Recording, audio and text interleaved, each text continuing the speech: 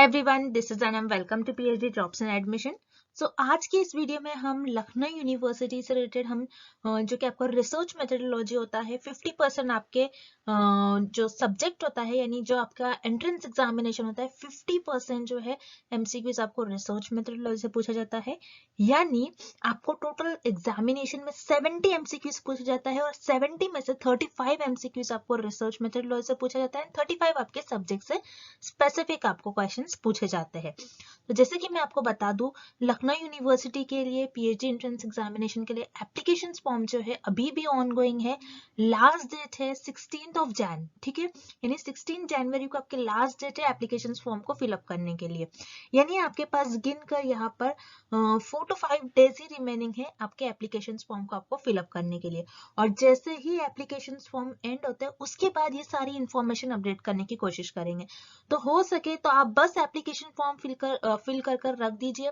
Seat से related, subject से related, ये आगे अकॉर्डिंग टू एप्लीकेशन फॉर्म कि कितने एप्लीकेशन फॉर्म आने के चांसेस है इस यूनिवर्सिटी में, कितने स्टूडेंट्स अपीयर हो रहे हैं, उसके बेसिस पर ये सीट्स एंड उनके सब्जेक्ट्स ये उसके बेसिस पर निकालने वाले हैं। तो बहुत से स्टूडेंट्स की क्वेरीज आती है, बहुत से स्टूडेंट्स मुझसे पूछते हैं कि मैम अभी तक तो कुछ इन्फॉर्मेशन नहीं है, हम एप्लीकेशन फॉर्म क्यों फिलअप करें। तो देखिए, पहले तो आपको एप्लीकेशन फॉर्म फिलअप करके रखना ही है क्योंकि अभी तक कोई नोटिस नहीं आया है, लेकिन लास्ट डेट आपकी करीब आ रही है। और उसी के साथ साथ जैसे आपकी लास्ट डेट एंड हो जाएगी उसी के साथ साथ आपके सीट एंड सारी चीजें जैसे सब्जेक्ट्स कितने अवेलेबल है, पर्टिकुलर कितने फील्ड में कितने सब्जेक्ट्स अवेलेबल है और उस सब्जेक्ट्स में कितने सीट्स अवेलेबल है। तो ये सारी चीजें बेस्ड ऑन आपके एप्लीकेशन फॉर्म, कितने एप्लीकेशन फॉर्म आ रहे हैं उसके बेसिस पर ये आपको पता चलेगा, ठीक है। तो उस तरीके से आपको ये फॉलो करना है सारा प्रोसीजर। तो आपको जल्द से जल्द, मैं आपको फर्स्ट थिंग बता दूं, आपको जल्द से जल्द आपको बस एप्लीकेशन फॉर्म फिल अप कर रख देना है। तो जैसे कि आप सभी को पता है, पेपर 1 की हम आपको प्रिपरेशंस करवाते हैं रिसर्च मेथोडोलॉजी से रिलेटेड। प्रीवियस ईयर भी हमारे बैच के स्टूडेंट्स का काफी अच्छा रिजल्ट लगा था, काफी अच्छा रिजल्ट आया था। 85 to 90% स्टूडेंट्स ने हमारे कोर्स की हेल्प से उनके पीएचडी एंट्रेंस एग्जामिनेशन को क्रैक कर पाया था। तो जल्द से जल्द, जैसे कि आप स्क्रीन पर नंबर देख सकते हो, उस नंबर पर आपको व्हाट्सएप के थ्रू कांटेक्ट करना है। तो चलिए ज्यादा टाइम वेस्ट नहीं करते हुए आज के इस सेशन को हम स्टार्ट करते हैं। So let's begin with the today's lecture.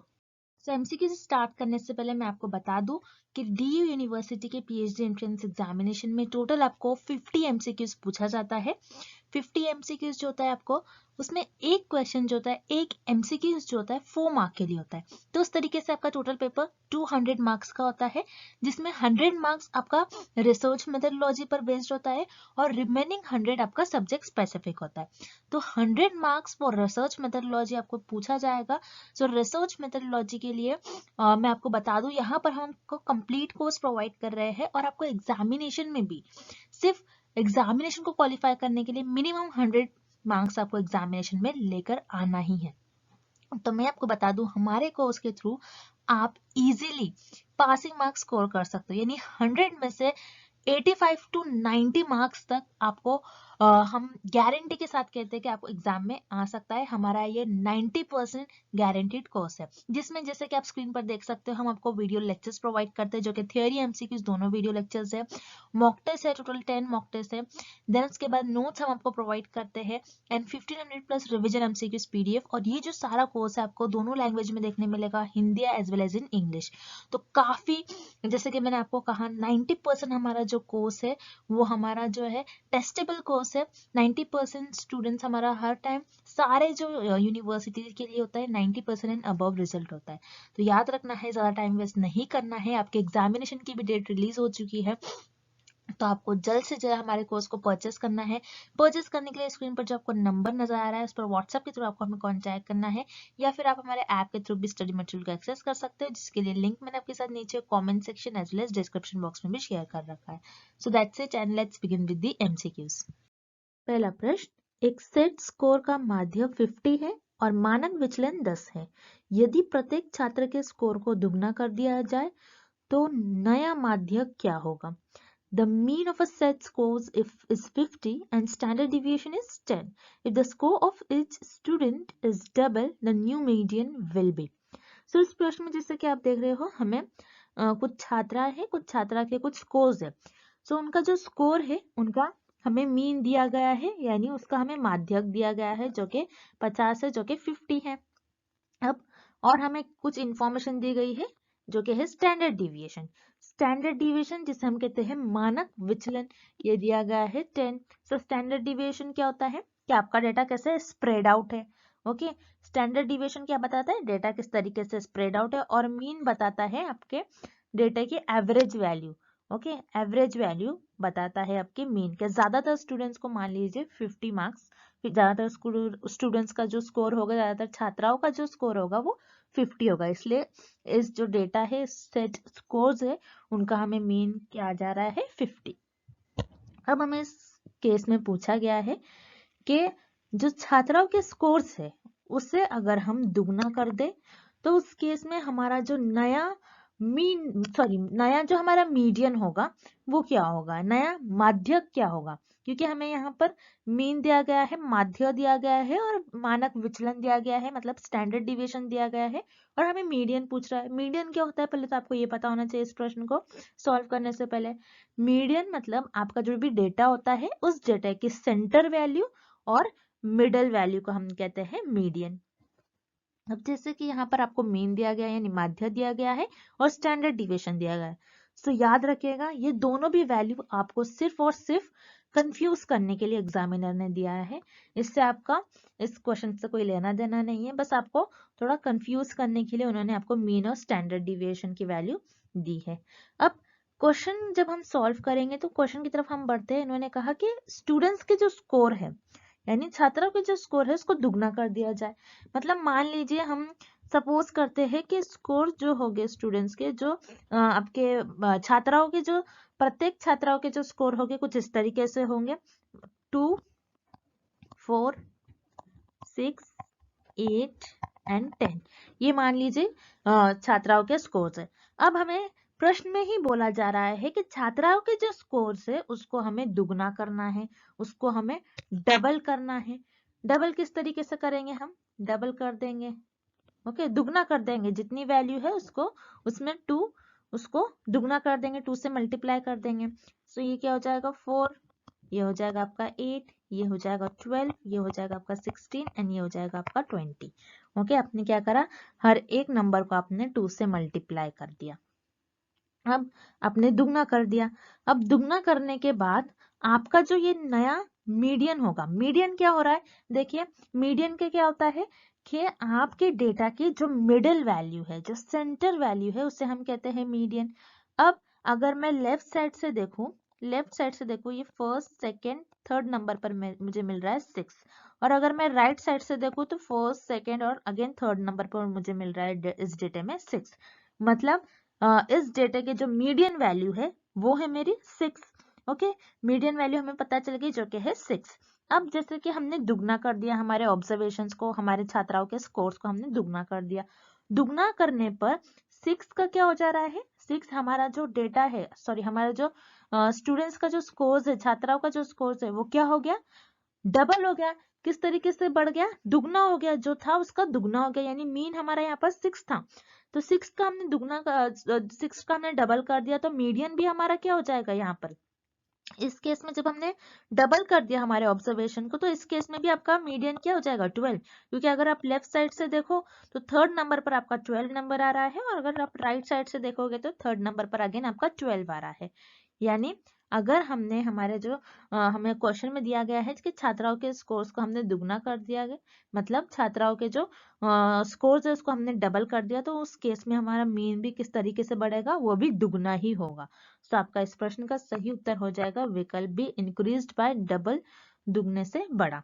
अब ये तो अनचेंज तो होगा नहीं, क्योंकि जैसा था वैसा होगा नहीं, क्योंकि हमें डबल करने बोला गया है, तो ऑब्वियसली यहाँ पर आपका ऑप्शन ए यानी विकल्प ए गलत उत्तर हो जाएगा। उसी तरीके से डिक्रीज बाय हाफ, अगेन ये ऑप्शन तो हो नहीं सकता, क्योंकि हम डबल कर रहे हैं तो हाफ कैसा होगा, आपको खुद सोचना होगा। ओके, तो यहाँ पर आपका विकल्प सी भी इस प्रश्न का गलत उत्तर हो जाएगा। उसी तरीके से option D, become equal to the mean, यानी माध्य के बराबर बने। तो ऐसा नहीं हो सकता है, मीडियन और मीन ये हो सकता है, लेकिन आप सोच सकते हो, लेकिन अगर हम डबल कर रहे हैं तो ये मीन के बराबर भी नहीं होगा। तो यहाँ पर आपका विकल्प डी भी इस प्रश्न का गलत उत्तर हो जाएगा और इस प्रश्न का आपका सही उत्तर हो जाएगा विकल्प बी, इंक्रीज बाय डबल, दुगने से बड़ा। अगला प्रश्न, पी वैल्यू का मतलब है, पी वैल्यू स्टैंड्स फॉर। सो इस प्रश्न में पूछा जा रहा है कि पी वैल्यू का क्या मतलब होता है, पी वैल्यू का क्या फुल फॉर्म होता है। सो याद रखिए पी वैल्यू का मतलब होता है प्रोबेबिलिटी वैल्यू, यानी प्रायिकता मान। अब प्रोबेबिलिटी वैल्यू ये होती क्या है, पी वैल्यू होती क्या है, आपको पहले तो ये पता होना चाहिए, बहुत इंपॉर्टेंट है। एग्जाम में इस प्रश्न से बहुत बार क्वेश्चन पूछा गया है, ऐसे क्वेश्चन पूछने के आपके एग्जाम में चांस है। ओके पहले जैसे आपको सब्जेक्टिव टाइप क्वेश्चंस पूछे जाते थे उसमें भी आपको पी वैल्यू पर बहुत क्वेश्चन पूछे जाते थे, लेकिन याद रखिएगा बहुत इंपॉर्टेंट टॉपिक है। सो पी वैल्यू जिसे हम कहते हैं प्रोबेबिलिटी वैल्यू, पी वैल्यू का मतलब होता है प्रोबेबिलिटी वैल्यू, मतलब आप जो भी आपके रिसर्च में एक्सपेरिमेंट्स परफॉर्म करते हो उसमें आपके जो रिजल्ट आते हैं वो बाय चांस आ जाते हैं, उसे हम कहते हैं पी वैल्यू। अब किस तरीके से, जैसे मान लीजिए हम फॉर एग्जाम्पल लेते हैं कि हम देख रहे हैं कि वाटर ज्यादा देने से कि प्लांट की ग्रोथ भी ज्यादा हो रही है।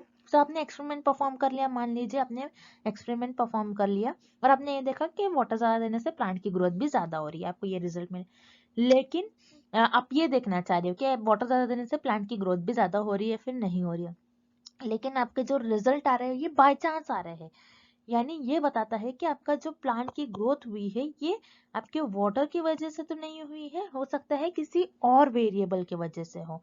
तो उसे हम कहते हैं आपके जो रिजल्ट आ रहे हैं एक्सपेरिमेंट्स में वो बाय चांस आ रहे हैं, मतलब आपके जो इंडिपेंडेंट वेरिएबल है उसकी वजह से आपका डिपेंडेंट वेरिएबल पर इफेक्ट नहीं हुआ है, किसी और वेरिएबल की वजह से आपको कुछ रिजल्ट दिख रहा है। ओके हो सकता है कि सनलाइट की वजह से प्लांट की ग्रोथ हुई होगी, ओके ऐसा हो सकता है। सो इस केस में हम बोलेंगे आपके जो रिजल्ट आ रहे हैं ये बाय चांस आ रहे हैं। अब पी वैल्यू हम यूज क्यों करते हैं, पी वैल्यू का मतलब तो हमने जान लिया है, पी वैल्यू ये बताती है हमारा जो एक्सपेरिमेंट्स है उसमें जो हमारे रिजल्ट आते हैं ये बाय चांस आते हैं। अब हम देखेंगे पी वैल्यू का यूज क्यों होता है, क्यों हम यूज करते हैं। तो याद रखिएगा पी वैल्यू हम इसलिए यूज करते हैं क्योंकि हम टेस्ट करते हैं हमारी नल हाइपोथेसिस को। ओके नल हाइपोथेसिस को हम टेस्ट करने के लिए पी वैल्यू का यूज करते हैं। अब किस तरीके से, अब जैसे मान लीजिए आपको ये पॉइंट बहुत इंपॉर्टेंट है याद रखना है, पी वैल्यू अगर लेस होती है, ओके पी वैल्यू आपकी पी वैल्यू कम होती है, लेस होती है, तो उस केस में आप क्या करते हो, आपके जो नल हाइपोथेसिस है नल हाइपोथेसिस को आप रिजेक्ट कर लेते हो। ओके ये आपको याद रखना है, इंपॉर्टेंट स्टेटमेंट है। पी वैल्यू आपकी जब भी कम होती है, जितनी कम आपकी पी वैल्यू होगी उतना आप अभी क्या करोगे, नल हाइपोथेसिस को आप रिजेक्ट करते जाओगे। अब किस तरीके से हमने ये डिसाइड कर लिया कि पी वैल्यू कम होगी तो हम नल हाइपोथेसिस को रिजेक्ट कर लेंगे, तो यहाँ पर रिलेशन है कुछ। तो याद रखिएगा पी वैल्यू आपकी किससे कम होनी चाहिए, पी वैल्यू आपकी अल्फा से कम होनी चाहिए। अल्फा क्या होता है, जिसे हम कहते हैं सिग्निफिकेंस लेवल। अल्फा बताता है कि आपने आपके एक्सपेरिमेंट में कितने % एरर को अलाउ करा है। तो बेसिकली रिसर्चर्स जो होते हैं अल्फा की वैल्यू पहले से सेट कर लेते हैं जो कि 1% होती है या फिर 5%। अगर आपने मान लीजिए आपके रिसर्च में 5% आपने एरर अलाउ करा है, आप देखोगे कि आप ऐसा बताओगे कि 5% हो सकता है कि एरर आ सकते हैं हमारे रिसर्च में। सो उस केस में आप क्या बोलोगे कि आपकी जो रिजल्ट है वो 95% सही आना चाहिए। ओके क्योंकि आपने क्या करा, पहले से ही अल्फा वैल्यू आप डिसाइड कर लेते हो। अगर आपका जो एरर आप चाह रहे हो आपके एक्सपेरिमेंट में कितने % एरर आए, उससे आपका एरर कम आ जा रहा है, यानी आपकी जो पी वैल्यू आपका जो रिजल्ट आ रहा है उससे कम आ जा रहा है, तो उस केस में आप क्या करते हो, आपकी नल हाइपोथेसिस को आप रिजेक्ट कर लोगे।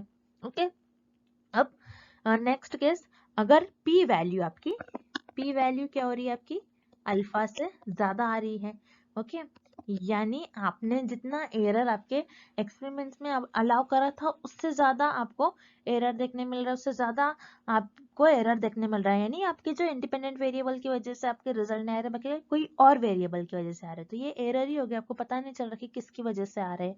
ओके तो इस केस में आप क्या करते हो, आपकी जो नल हाइपोथेसिस है उसको आप एक्सेप्ट कर लेते हो।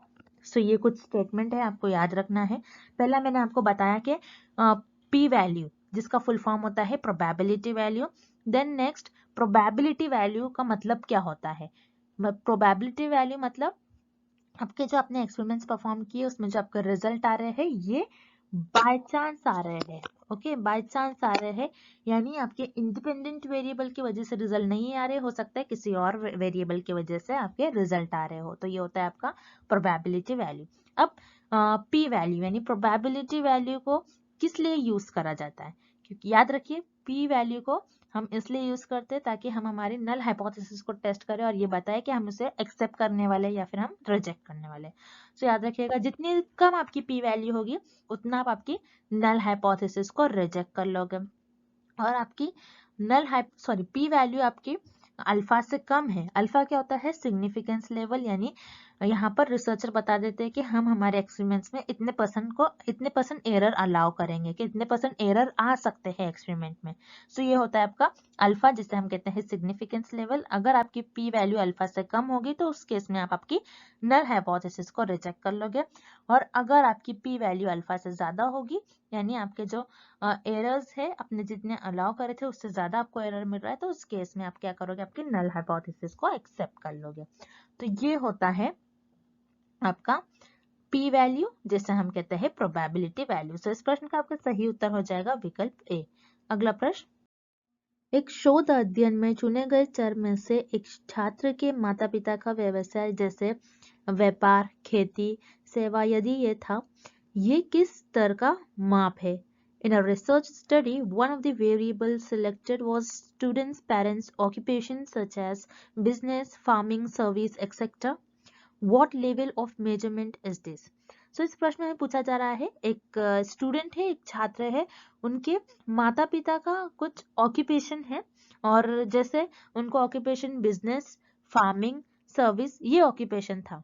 अब ये जो सारे ऑक्यूपेशन हैं, इस ऑक्यूपेशन को मेजर करने के लिए आप किस स्केल ऑफ मेजरमेंट का यूज करोगे? जैसे कि आप देख रहे हो यहाँ पर हमारे जो स्केल ऑफ मेजरमेंट्स होते हैं इनमें 4 टाइप्स होते हैं, जिनको हम कहते हैं nominal, ordinal, interval and ratio, यानी नाममात्र, क्रमवाचक, अंतराल एंड अनुपात।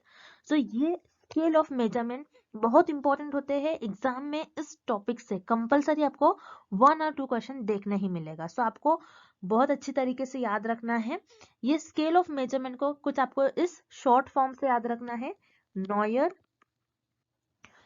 N फॉर होता है nominal, O for ordinal, I for interval and R for ratio. अब हम इसे शॉर्ट में देख लेंगे कि ये चारों स्केल ऑफ मेजरमेंट होती क्या है, क्योंकि मैंने आपको नोट्स में बहुत अच्छी तरीके से समझाया इसको, और जो मेरे वीडियो लेक्चर्स है उसमें मैंने बहुत डीप में आपको समझाया है। तो मैं बताऊंगी आपको, जो भी मेरे बैच के स्टूडेंट्स हैं मैं उनसे कहूंगी कि आप उन वीडियो लेक्चर को और उस नोट्स के पार्ट को अच्छी तरीके से एक बार रीड कर लीजिए, तो आप कभी नहीं भूलोगे कि ये 4 स्केल ऑफ मेजरमेंट्स होते क्या है। अब जैसे हम देखते हैं नॉमिनल। नॉमिनल क्या होता है, जिसमें हमारे पास जो भी डेटा होता है हम उसे कैरेक्टरिस्टिक्स के बेसिस पर डिवाइड कर देते हैं। ऑर्डिनल, ऑर्डिनल में क्या होता है, सेम नॉमिनल की ही कैरेक्टरिस्टिक्स होती है, और ऑर्डिनल में आपके पास जो भी डेटा होता है आप उसको एक रैंक देते हो, आप ऑर्डर देते हो। इंटरवल में आप ऑर्डिनल के सारे कैरेक्टरिस्टिक्स मेजर फॉलो करते हो, लेकिन इंटरवल में आपका जो नंबर्स होते हैं आप उनको एक इक्वल अरेंजमेंट में और इक्वल इंटरवल्स में अरेंज करते हो, और इंटरवल में आपका जो जीरो होता है ये आर्बिट्री होता है आपका। उसी तरीके से रेशो, रेशो में इंटरवल के सारे कैरेक्टरिस्टिक्स प्रेजेंट होते हैं, लेकिन रेशो में आपके जीरो का कुछ ना कुछ मीनिंग होता है। सो ये होते हैं आपके 4 level of measurement, 4 scale of measurement, बहुत इंपॉर्टेंट है। अब हमें इस क्वेश्चन में, इस प्रश्न में पूछा जा रहा है कि एक छात्र है, उनके माता पिता का कुछ ऑक्यूपेशन है, कुछ इस तरीके से है कि वो बिजनेस करते हैं, फार्मिंग या फिर सर्विस कर रहे थे, यानी व्यापार कर रहे थे, खेती कर रहे थे। सो ये जो उनके बिजनेस ऑक्यूपेशन है, इनको मेजर करने के लिए आप कौन से स्केल ऑफ मेजरमेंट का यूज करोगे? सो यहाँ पर जैसे कि यहाँ पर हम देख रहे हैं, बस उनको ऑक्यूपेशन है, उनकी कैरेक्टरिस्टिक्स के बेसिस पर डिवाइड करा गया है उनके ऑक्यूपेशन को। ओके, एक छात्र होंगे, उनके माता पिता फार्मिंग होंगे, तो आप क्या करोगे, उन छात्रों का ग्रुप बना लोगे। एक छात्र है जिनके माता पिता का बिजनेस है, व्यापार है, आप उनको एक ग्रुप में बना लोगे, तो आप इस तरीके से ग्रुपिंग करते हो, यानी सेम कैरेक्टरिस्टिक्स के लोगों को आप कैटेगराइज कर रहे हो। तो आप ऐसा किस स्केल ऑफ मेजरमेंट में करते हो और किस स्तर के माप में करते हो? नॉमिनल में, जिसे हम कहते हैं नाम मात्र। क्योंकि याद रखिए नॉमिनल और ऑर्डिनल ही हो सकता है इस प्रश्न का उत्तर। ऑर्डिनल में आप ऑर्डर देते हो, एक इक्वल ऑर्डर देते हो सबको, हम किसी को ऑर्डर में नहीं दे रहे, हम किसी को रैंक नहीं दे रहे। आप यहाँ पर रैंक नहीं दे सकते हो कि आपका जो जिन छात्र के माता पिता बिजनेस करते, व्यापार करते, वो ज्यादा अच्छे होंगे, आप ऐसा नहीं बता सकते हो। सो ऑब्वियसली हम यहाँ पर ऑर्डिनल, क्रमवाचक, ये स्केल, ये माप का उपयोग नहीं करेंगे। और रह गई बात आपके इंटरवल और रेशो की, यानी अंतराल और अनुपात की। सो याद रखिए, इंटरवल और रेशो हम जब हमारे पास ऐसा डेटा हो जिसमें नंबर्स हो, तो उस केस में हम इंटरवल और रेशो का ज्यादातर यूज करते हैं। सो यहाँ पर आपका विकल्प सी और डी, ये भी दोनों आपके गलत उत्तर हो जाएंगे, और इस प्रश्न का आपका सही उत्तर हो जाएगा विकल्प ए, नॉमिनल यानी नाम मात्र। अगला प्रश्न, accepting null hypothesis when it is false is, निराकरणीय परिकल्पना को स्वीकारना जब ये गलत हो। इस क्वेश्चन में हमें फाइंड आउट करना है कि आपने क्या करा, आपके नल हाइपोथेसिस को एक्सेप्ट कर लिया, कब, जब ये फॉल्स थी। तो ये कौन सा एरर कहलाएगा, मतलब आपने जो आपके जो निराकरणीय परिकल्पना है उसको स्वीकार लिया, कब, जब ये गलत थी। तो ये कौन सा त्रुटि कहलाएगी, मतलब ये कौन सा एरर होगा, हमें ये फाइंड आउट करना है। सो याद रखिएगा, this is very important table, आपको ये टेबल को याद रखना है। सो याद रखिएगा, आप आपके रिसर्च में आप हमेशा नल हाइपोथेसिस को टेस्ट करते हो। तो नल हाइपोथेसिस को टेस्ट करने में आपसे कुछ मिस्टेक्स हो जाती है, उसी को हम कहते हैं एरर्स, और जिसे हम त्रुटि कहते हैं। तो आप नल हाइपोथेसिस को एक्सेप्ट करते हो या फिर रिजेक्ट कर लेते हो। तो जैसे कि एरर्स में आप क्या करते हो, कुछ मिस्टेक्स कर लेते हो। तो उन मिस्टेक्स को, उन एरर्स को हम इस टेबल के थ्रू पढ़ेंगे। जैसे यहाँ पर नल हाइपोथेसिस, आपकी जो नल हाइपोथेसिस है वो रियलिटी में, रियल में ट्रू है। आपकी नल हाइपोथेसिस ट्रू है, लेकिन आपने इसको क्या कर लिया, रिजेक्ट कर लिया। तो ये कौन सा एरर कहलाएगी, आपका टाइप 1 एरर, मतलब आपकी टाइप 1 त्रुटि। आपने क्या करा, नल हाइपोथेसिस ट्रू थी, फिर भी आपने इसको रिजेक्ट कर लिया। सो ये आपका हो जाएगा टाइप 1 एरर। और टाइप 2 एरर क्या होता है, आपकी नल हाइपोथेसिस फॉल्स होती है, मतलब आपकी जो निराकरण परिकल्पना होती है ये गलत होती है, फॉल्स होती है, फिर भी आपने इसको क्या करते हो, आप एक्सेप्ट कर लेते हो। आपने क्या किया, नल हाइपोथेसिस को एक्सेप्ट कर लिया, कब, जब ये गलत थी, मतलब जब ये फॉल्स थी। तो ये कौन सा एरर हो जाएगा, आपका टाइप 2 एरर हो जाएगा। उसी तरीके से इस क्वेश्चन में हमें पूछ रहा है कि आपने आपकी नल हाइपोथेसिस है उसको एक्सेप्ट कर लिया, कब, जब आपकी जो नल हाइपोथेसिस थी वो फॉल्स थी, मतलब आपके जो निराकरण परिकल्पना है वो उसको आपने स्वीकार कर लिया। कब स्वीकार कर लिया, जब वो गलत थी। तो आप याद रखिएगा, जब भी आपकी नल हाइपोथेसिस को आप एक्सेप्ट करते हो, कब, जब आपकी नल हाइपोथेसिस फॉल्स होती है, तब ये हो जाएगा आपका टाइप 2 एरर। सो इस क्वेश्चन का आपका सही आंसर हो जाएगा टाइप 2 एरर, जिसे हम कहते हैं टाइप 2 त्रुटि। सो अगर आप आपकी जो नल हाइपोथेसिस उसको एक्सेप्ट कर रहे हो, कब, जब वो फॉल्स है, तो ये आपका टाइप 2 एरर होता है, मतलब कि जो निराकरणीय परिकल्पना है आप उसको स्वीकार ले रहे हो, कब, तब ये गलत हो, तो ये हो जाएगा आपका type 2 error. So type 1 error हमने जैसे देख लिया। टाइप 1 एरर कब अगर होता है, जब आपकी जो नल हाइपोथेसिस है ये ट्रू होती है, लेकिन आप उसको रिजेक्ट कर देते हो, तो ये हो जाता है आपका टाइप 1 एरर। सो यहाँ पर इस क्वेश्चन का ऑप्शन बी गलत आंसर हो जाएगा, ऑप्शन विकल्प भी आपका सही उत्तर नहीं होगा इस क्वेश्चन का। उसी तरीके से ऑप्शन सी आपको गिवन है सैम्पलिंग एरर। सैम्पलिंग एरर क्या होता है, difference between population parameter minus sample statistic, मतलब आपके पॉपुलेशन की आपके पास जो भी इंफॉर्मेशन होगी आप उसको पुट करोगे और माइनस करोगे, एंड देन आपको सैंपल से जो इंफॉर्मेशन मिल रही है आप वो करोगे, उनको माइनस करके आपको जो भी वैल्यू मिलेगी वो आपका हो जाएगा सैम्पलिंग एरर, जिसे हम कहते हैं त्रिदर्श त्रुटि। तो ये त्रिदर्श त्रुटि भी इस क्वेश्चन का सही उत्तर नहीं होगा, सही आंसर नहीं होगा। Then option D standard error, जिसे हम कहते हैं मानक त्रुटि। तो स्टैंडर्ड एरर क्या होता है कि आपका जो डिस्ट्रीब्यूशन, आपको सैंपल से जो इन्फॉर्मेशन मिलती है, सैंपल से इन्फॉर्मेशन मिलने के बाद आप उसको ग्राफ में कन्वर्ट करते हो और आप देखते हो कि ये कितना स्प्रेड आउट है, तो इसी को आप कहते हो कि ये स्टैंडर्ड एरर बताता है, कितना ज्यादा कितना कम स्प्रेड है, कितना ज्यादा स्प्रेड है, इसी को हम कहते हैं स्टैंडर्ड एरर। सो यहाँ पर इस क्वेश्चन में हमें इस बारे में भी क्वेश्चन नहीं पूछा गया है, सो यहाँ पर जो आपका ऑप्शन डी है ये भी गलत हो जाएगा। सो अगर आपकी नल हाइपोथेसिस को आप एक्सेप्ट कर रहे हो, कब, जब ये फॉल्स है, तो ये हो जाएगा आपका टाइप 2 एरर, मतलब टाइप 2 त्रुटि। सो इस क्वेश्चन का आपका सही आंसर हो जाएगा option A. Next, to determine the frequency with which something occurs is called, उस शोध को क्या कहते हैं जिसके साथ कुछ घटित होता है। इस क्वेश्चन में हमें फाइंड आउट करना है कि ऐसी कौन सी रिसर्च है जो फ्रिक्वेंटली होती है, मतलब जिसमें हम फ्रीक्वेंसी को डिटरमाइन करते हैं। जो चीज अकर हो रही है उसकी फ्रीक्वेंसी, मतलब एक चीज है वो कितने बार अकर हो रही है, उस वो कौन सी रिसर्च में हम डिटरमाइन करते हैं, हमें ये पता लगाना है। अब जैसे फॉर एग्जांपल मान लीजिए डेंगू हो गया है, तो आप मानोगे कि आप जैसे कहोगे कि इस पर्टिकुलर सिटी में 6 टाइम्स डेंगू हो गया है। सो 6 बार डेंगू इस पर्टिकुलर सिटी में ये डिसीज 6 बार अकर हुई है। सो यहाँ पर ये क्या बता रही है हमें, फ्रीक्वेंसी की, वो चीज कितने बार अकर हो रही है। कोई समथिंग, मतलब कोई चीज है, कोई भी चीज हो सकती है, वो कितनी बार अकर हो रही है, उसकी फ्रीक्वेंसी को बताती है कि वो चीज उतनी कितनी बार अकर हो रही है, उस वो घटना कितने बार हो रही है। वो कौन सी रिसर्च बताती है हमें, डायग्नोस्टिक रिसर्च, मतलब नैदानिक शोध। तो यहाँ पर जो आपका ऑप्शन ए है इस क्वेश्चन का सही आंसर हो जाएगा। उसी तरीके से जो रिमेनिंग ऑप्शन है उसे भी हम देख लेते हैं। जैसे अप्लाइड रिसर्च, जिसे हम कहते हैं प्रायोगिक शोध। अप्लाइड रिसर्च क्या होती है, जिसमें हम किसी स्पेसिफिक प्रॉब्लम को, प्रैक्टिकल प्रॉब्लम को सॉल्व करते हैं। यहाँ पर हमें कोई प्रॉब्लम को सॉल्व नहीं करना है, क्वेश्चन में हमें किसी प्रॉब्लम से रिलेटेड क्वेश्चन नहीं दिया गया है। तो यहाँ पर जो आपका ऑप्शन डी है ये रॉन्ग हो जाएगा। Then option C quantitative research, जिसे हम कहते हैं मात्रात्मक शोध। तो क्वांटिटेटिव रिसर्च जो नंबर से डील करते हैं, जिसमें हमारे पास ऑलरेडी इंफॉर्मेशन होती है, हम उस पर हाइपोथेसिस ले डाउन कर उस थ्योरी को प्रूफ करने की कोशिश करते हैं। सो यहाँ पर हम किसी थ्योरी को प्रूफ नहीं कर रहे हैं, हमारे पास जो भी डेटा है वो नंबर्स के फॉर्म में नहीं है, हमें ऐसा फेनोमेना बता रहा है जो कि अकर हो रहा है, जिसकी फ्रीक्वेंसी हमें पता करना है, फ्रीक्वेंसी को हम डिटरमाइन कर सके। सो वो हम सिर्फ और सिर्फ डायग्नोस्टिक रिसर्च में करते हैं, ना कि क्वांटिटेटिव रिसर्च। उसी तरीके से ऑप्शन डी फंडामेंटल रिसर्च, जिसे हम मौलिक रिसर्च कहते हैं, मौलिक शोध।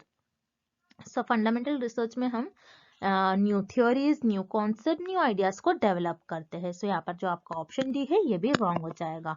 सो किसी फ्रीक्वेंसी को डिटरमाइन करने के लिए, कोई फेनोमेना अकर हो रहा है, कोई समथिंग चीज, कोई भी चीज अकर हो रही है, और उसकी फ्रीक्वेंसी को डिटरमाइन करने के लिए हम सिर्फ और सिर्फ डायग्नोस्टिक रिसर्च, मतलब नैदानिक शोध का यूज करेंगे। सो इस क्वेश्चन का आपका राइट आंसर हो जाएगा ऑप्शन ए। एंड आज के लिए बस इतना ही, and thank you for watching this video.